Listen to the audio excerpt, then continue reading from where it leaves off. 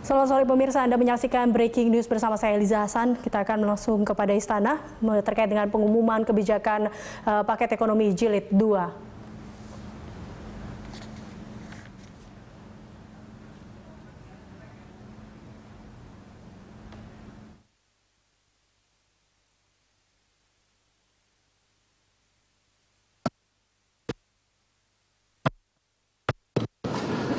Pertama saya sampaikan, menegaskan saja yang disampaikan oleh Bapak Menko bahwa pemerintah melalui BKPM mulai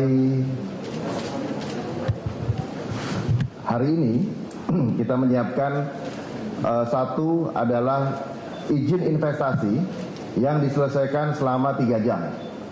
Izin investasi ini menghasilkan 3 produk. Yang pertama adalah izin prinsip itu sendiri. Yang kedua adalah akte perusahaan. Yang ketiga NPWP. Karena itu seperti yang tadi disampaikan oleh Pak Menko bahwa kami akan proses untuk mendapatkan notaris sebagai in-house. Yang kedua, persyaratannya memang harus ditetapkan. Persyaratan investasi ini adalah investasi di kawasan industri. Sehingga dengan izin 3 jam, si investor itu bisa langsung melakukan pemilihan lokasi di kawasan industri dan kemudian langsung juga mulai merencanakan untuk membangun atau melakukan starting operasi konstruksi, ya. Dan investasi yang ditetapkan untuk saat ini adalah paling sedikit 100 miliar atau memperkerjakan 1.000 tenaga kerja Indonesia. Kemudian tadi saya sebutkan produk yang dihasilkan adalah izin investasi, kemudian Badan Hukum Indonesia dan NPWP. Kemudian untuk di kawasan industri, investor hanya menandatangani komitmen untuk norma-norma tertentu yang sudah ditentukan oleh Kementerian Teknis. Seperti tadi yang disampaikan bahwa kawasan industri itu sudah memiliki AMDAL-nya, karena itu merupakan ketentuan yang harus dipenuhi oleh kawasan industri. Nah, untuk itu investor tetap diharuskan untuk membangun pengelolaan limbah UKL UPL, tetapi yang menjadi syarat adalah baku mutunya, ya. Untuk beberapa izin yang lain, saya kira sudah akan dieliminir, ya, sehingga menjadi norma-norma. Berikutnya adalah Bapak Presiden juga menugaskan kami di BKPM dengan koordinasi Kementerian Teknis lainnya. Kami diminta untuk melakukan pemotongan perizinan yang kebetulan dibahas terutama di industri yang ke depan menjadi salah satu tulang punggung pembangunan ekonomi kita. Saya kira demikian. Terima kasih. Bu Andrew. Selamat sore kawan-kawan. Terima kasih Pak Seskap, Bapak Menko, kawan-kawan pers. Sebagai salah satu kementerian yang punya banyak perizinan dan mempelajari situasi yang ada, kami di Kementerian Lingkungan Hidup dan Kehutanan telah melakukan review dan bisa disampaikan hasilnya sebagai berikut. Prinsip bahwa izin ini adalah untuk keperluan produktif dan investasi yang cepat. Dan di sisi lain sebetulnya bagi lingkungan hidup dan kehutanan dia mengandung esensi pengawasan, terutama dikaitkan dengan lapangan. Nah, di waktu-waktu yang lalu izin-izin di kehutanan ini rata-rata dipakai dulu istilahnya izin prinsip, lalu 2 tahun atau 4 tahun kemudian baru keluar izinnya. Di dalam proses ini banyak hal yang terjadi dan telah kami pelajari bahwa hal-hal seperti itu seharusnya tidak perlu terjadi dan bisa kita sesuaikan. Kawan-kawan di Kementerian LHK sampai dengan sekarang ada 14 izin yang kami bisa press menjadi 6 izin. Dan itu akan melibatkan revisi terhadap 9 peraturan Menteri LHK, Menteri Kehutanan di waktu yang lalu. Saya bisa kasih gambarannya. Pertama, izin pinjam pakai kawasan hutan untuk eksplorasi dan untuk operasi produksi. Ini pinjam pakai ini biasanya untuk tambang, emas, boksit, batu bara, dan lain-lain. Nah, sekarang ini kita jadikan satu namanya izin pinjam pakai kawasan hutan. Kalau dia eksplorasi itu seharusnya tidak lama. Jadi kita bisa proses izinnya bisa sampai 3 atau 5 hari. Sedangkan kalau usaha produksi, tahapan operasi produksi, jadi masuk di dalam izin yang pertama tadi, jadi satu izin dia, itu sebetulnya bisa sampai 12 hari. Jadi paling lama. Bayangin tadinya sampai beberapa waktu. Nah, di sini dalam kaitan ada rekomendasi daerah, dalam hal ini gubernur, karena sekarang menurut peraturan menurut Undang-Undang 23 2014 bahwa perizinan kehutanan itu ditarik ke gubernur dari kabupaten, maka kita kasih batas dia paling tidak 4 hari. Jadi kalau dia tidak merekomendasi, kita ambil posisi. Jadi dengan demikian sebetulnya izin pinjam pakai kawasan hutan dalam hal ini bisa kita persingkat menjadi kira-kira 12 hari atau paling lama 12-15 hari itulah. Dari tadinya 2 tahun, 4 tahun dan sebagainya. Yang kedua, izin pelepasan kawasan hutan. Ini kita sederhanakan. Ini juga sama. Izin prinsip dulu 2 tahun, 4 tahun baru keluar izinnya. Nah, ini bisa kita singkat dalam 12 sampai 15 hari. 12 hari lah. Mengapa teman-teman ini perlu waktu? Karena kita harus cek ininya juga, harus cek lokasi, kan harus ada batasnya. Kemudian kita juga harus diskusikan tentang kerangka acuan AMDAL-nya. Jadi kita sudah ada dialog-dialog sehingga memang perlu waktu. Nah, ini begitu juga dalam kaitan dengan rekomendasi kepala daerah, gubernur itu kita minta waktunya jangan lebih dari 4 hari. Kalau dia nggak kasih rekomendasinya, kita yang proses. Dalam kaitan dengan perpanjangan izin, kalau di waktu yang lalu itu ada izin yang perpanjangan itu. Kalau sekarang berarti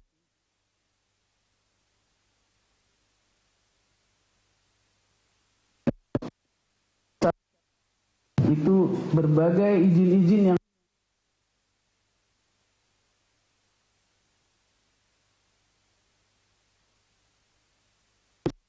ini ada 4 tadinya. Izin usaha pemanfaatan hasil hutan kayu dari hutan alam, kemudian dari hutan tanaman industri, kemudian restorasi ekosistem dan pemanfaatan kayu pada hutan alam. Ini dijadikan satu izin, namanya izin usaha pemanfaatan kayu. Jadi sama ini seperti yang tadi, syarat-syaratnya kita teguhkan, kemudian kerangka acuan AMDAL-nya kita bahas. Jadi ini bisa lebih singkat. Kemudian sementara itu di bidang industri kehutanan tadinya itu ada 2 izin, ini kita jadikan satu. Yang 2 dulu itu yaitu izin usaha industri primer hasil hutan kayu di atas 6.000 meter kubik per tahun, dan yang kedua perluasannya. Jadi perluasannya aja minta izin baru lagi gitu. Nah, ini tidak perlu. Jadi kita jadikan satu, namanya penamaannya menjadi izin industri primer hasil hutan. Jadi ini juga sama, ada beberapa hal terkait dengan syarat-syarat, terkait dengan checking terhadap sumber-sumber kayunya, makanya ini perlu waktu juga.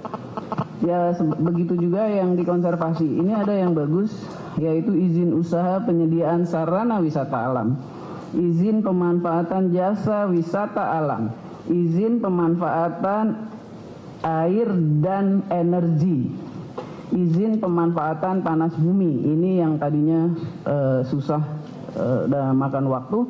Sekarang kita namain jadi satu semuanya, izin pemanfaatan jasa lingkungan di kawasan konservasi.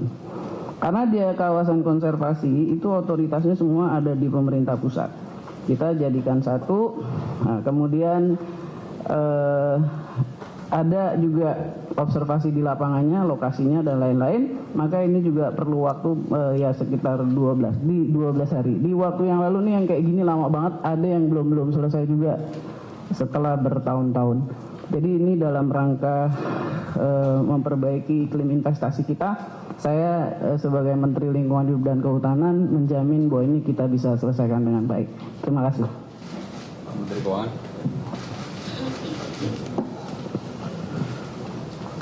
Rekan-rekan media, ada 4 hal yang akan kami sampaikan. 1 pada prosedur dan 3 kepada insentif. Pertama, mengenai prosedur, ini adalah lanjutan dari SOP mengenai approval terhadap tax allowance maupun tax holiday. Ya, peraturan pemerintah dan PMK-nya sudah keluar untuk semuanya, tapi yang kita ingin tekankan bekerja sama dengan BKPM untuk tax allowance setelah semua persyaratan dipenuhi, jadi persyaratan yang ada di PP itu sudah dipenuhi, maka BKPM dan Ditjen Pajak Kementerian Keuangan akan menyelesaikan semuanya dalam waktu paling lama 25 hari. 25 hari setelah semua syarat dipenuhi dan aplikasi dimasukkan, maka sudah ada keputusan apakah investasi tersebut bisa menerima tax allowance atau tidak. Untuk tax holiday, karena membutuhkan verifikasi yang lebih tajam, mengingat ini fasilitas yang lebih generous dibanding tax allowance, maka kita putuskan maksimum pengesahannya adalah 45 hari setelah sekali lagi semua persyaratan dipenuhi. Tentunya kami harus menjelaskan bahwa di tax holiday ini karena persyaratannya itu atau fasilitasnya itu relatif generous, maka perlu ada verifikasi dan pengecekan track record perpajakan dari si peminta fasilitas tax holiday tersebut. Itu yang pertama, ya. Jadi fasilitas dan itu nanti kami akan berkoordinasi dengan Kepala BKPM untuk menyesuaikan peraturan Kepala BKPM terkait batas waktu tadi. Kedua, sudah terbit PP 69 tahun 2015, judulnya adalah import dan penyerahan alat angkutan tertentu dan penyerahan jasa kena pajak terkait alat angkutan tertentu yang tidak dipungut PPN. Ya. Judulnya panjang, tapi pada intinya PP ini memberikan insentif, yaitu PPN tidak dipungut untuk beberapa alat transportasi, utamanya adalah galangan kapal, kereta api, serta pesawat termasuk suku cadangnya. Namun karena industri yang berkembang di Indonesia utamanya adalah galangan kapal, kalau kereta api cuma ada PT Inka, sedangkan pesawat hanya ada PT DI, maka kita fokus kepada galangan kapal. Dan inilah insentif yang sudah ditunggu pemilik galangan kapal dalam waktu yang sudah cukup lama, dan alhamdulillah PP-nya sudah keluar dan sudah bisa dimanfaatkan.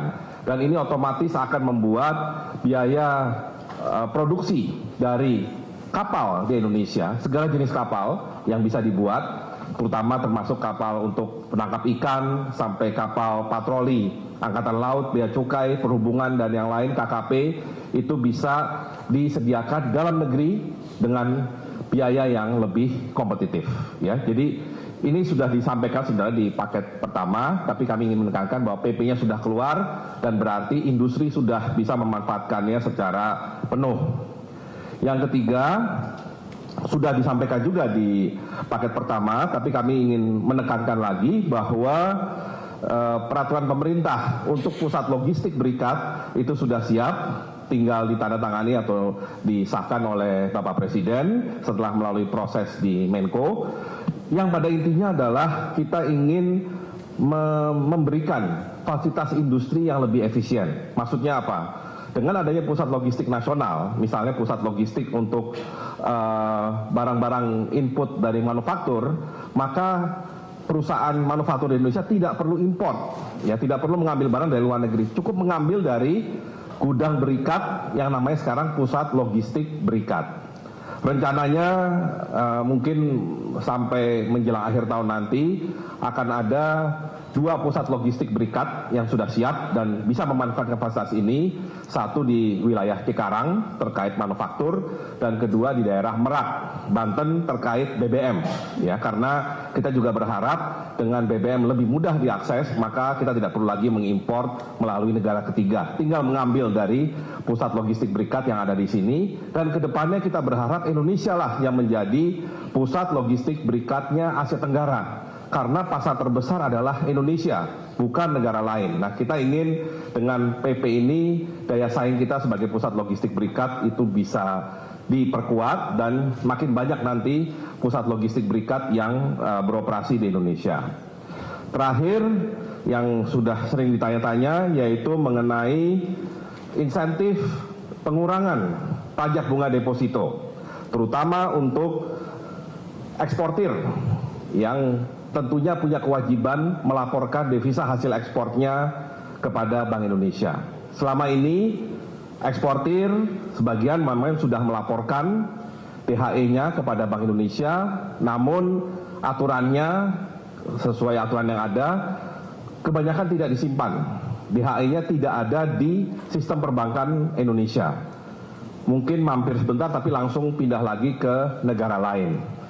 Karena itu kami melihat apa yang menjadi masalah, dan tentunya dengan mengikuti koridor peraturan perundangan yang ada, maka pemerintah memutuskan ya untuk mendukung Bank Indonesia dalam melakukan operasi menjaga nilai tukar. Kita akan memberikan fasilitas berupa pengurangan pajak bunga deposito. Nah, yang akan kami lakukan adalah kami memang harus menyusun PP, tapi kami akan lakukan dengan cepat. Tapi yang bisa kami sampaikan adalah kira-kira tarifnya. Ya. Jadi kalau seorang yang melakukan ekspor melaporkan DHE dan kemudian DHE-nya ingin disimpan di Indonesia dalam bentuk tetap dalam bentuk deposito, misalnya deposito dolar, maka saat ini berlaku pajak bunga deposito 20%. Ya, itu yang normalnya. Tetapi kalau DHE dalam bentuk dolar itu akan disimpan di perbankan Indonesia, apabila disimpan dalam bentuk deposito 1 bulan, maka tarifnya akan kita turunkan menjadi 10%. Maksudnya pajak bunga depositonya jadi 10%, turun dari 20%. Kemudian kalau 3 bulan, pajak bunga depositonya tinggal 7,5%. Kalau 6 bulan, tinggal 2,5%. Dan kalau di atas 6 bulan, 0%. Alias tidak kena pajak bunga deposito. Itu kalau nyimpannya dalam tetap mata uang US dollar, tetapi di deposito perbankan Indonesia. Kalau dikonvert ke rupiah, jadi dia terima sekian berapa? Sekian puluh juta dolar, kemudian dia ingin simpan, dia langsung tukar ke rupiah, maka tarifnya 1 bulan itu langsung 7,5%, 3 bulan 5%, ya, kemudian 3 bulan 5% dan 6 bulan langsung 0%, ya. Jadi kalau rupiah 6 bulan langsung 0%. Dan ini kalau kita hitung, kami melakukan simulasi, tingkat bunga di Indonesia apabila setelah dikurangi dengan pajak bunga deposito ini masih lebih tinggi 1-2% dibanding tingkat bunga, mohon maaf saya harus quote satu negara, Singapura, ya, karena banyak yang disimpan di sana. Jadi artinya apa? Seharusnya lebih menarik, ya, dengan fasilitas ini dan dengan tingkat bunga yang ada di Indonesia pada saat ini. Keputusan ini atau angka-angka ini sudah merupakan koordinasi kami pemerintah dengan Bank Indonesia. Dan tentunya kami mengharapkan para eksportir kita, terutama eksportir yang basisnya sumber daya alam di Indonesia, itu benar-benar mau menaruh DHE-nya di dalam sistem perbankan Indonesia dengan fasilitas yang menarik. Tentunya akan ada mekanisme pelaporan karena yang akan diberikan potongan hanya untuk simpanan terkait devisa hasil ekspor yang rinciannya selalu dilaporkan oleh eksportir kepada Bank Indonesia. Demikian yang bisa kami sampaikan dalam konteks pengelolaan fiskal. Terima kasih.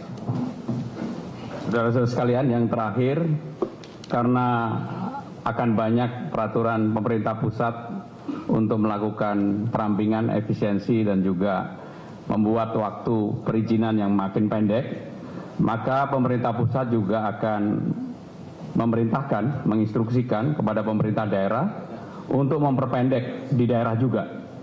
Sehingga dengan demikian nanti pemerintah pusat akan memberikan arahan kepada pemerintah daerah untuk izin-izin di daerah harus dibuat lebih pendek, lebih efisien, lebih gampang.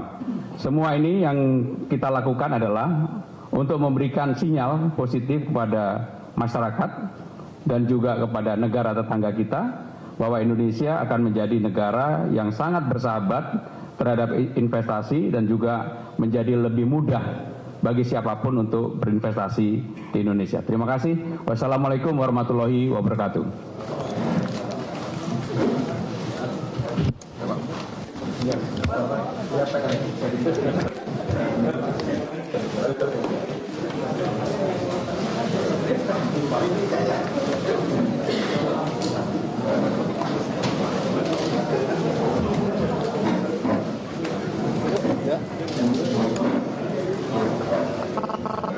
Ya, pemirsa, demikian tadi adalah pemerintah mengumumkan paket ekonomi jilid 2 di mana sudah ada Darmin Nasution, Franky dari BKPM serta ada Ibu Siti Nurbaya dan juga Bambang Brojonegoro dan Pramono Anung, di mana dalam pengumuman paket ekonomi jilid 2 ini jumlah paket ekonomi jilid 2 lebih sedikit dan juga meliputi industri, ekspor serta keuangan. Dan dikatakan bahwa menurut BKPM di sini investor bisa langsung memilih lokasi terkait dengan investor dan juga pemerintah tetap menetapkan besaran investasi dan juga mempermudah izin investasi dan mewajibkan para investor untuk membangun pengelolaan limbah. Dan dari Menteri Kehutanan, Lingkungan Hidup dan Kehutanan, Ibu Siti Nurbaya mengatakan bahwa Kemenhub menyederhanakan perizinan sektor kehutanan dari 14 hari menjadi 6 hari atau dari 14 izin menjadi 6 izin dan izin eksplorasi akan keluar dari 3 sampai dengan 6 hari. Serta izin tambang akan ditarik dari Pemda Kabupaten Kota menjadi ke provinsi serta ada rekomendasi dari gubernur dan untuk izin tambang tidak akan lebih dari 4 hari. Dan terkait dengan izin usaha pemanfaatan kayu akan dirangkum hanya menjadi 4 izin serta untuk kawasan konservasi kewenangan akan diberikan langsung kepada pemerintah pusat. Sementara itu dari Menteri Keuangan Bapak Bambang Brojonegoro mengatakan bahwa tax allowance akan keluar paling lama 25 hari dan terkait dengan pengesahan tax holiday akan dimaksimalkan selama 45 hari. Selain itu dengan PPN tidak akan dipungut untuk beberapa alat transportasi dan biaya produksi kapal akan lebih kompetitif. Dan dikatakan pula bahwa PP untuk pusat logistik berikat, PP logistik berikat maksud kami tinggal disahkan dan sejauh ini sudah ada 2 pusat logistik berikat yang siap di Indonesia. Dan terkait dengan insentif pengurangan pajak bunga deposito terutama untuk para eksportir. Oleh karena itu para eksportir diwajibkan untuk melaporkan hasil ekspornya ke Bank Indonesia. Dan juga pemirsa, Pramono Anung pun menjelaskan dengan singkatnya bahwa Pemda saat ini harus memperpendek segala proses perizinan.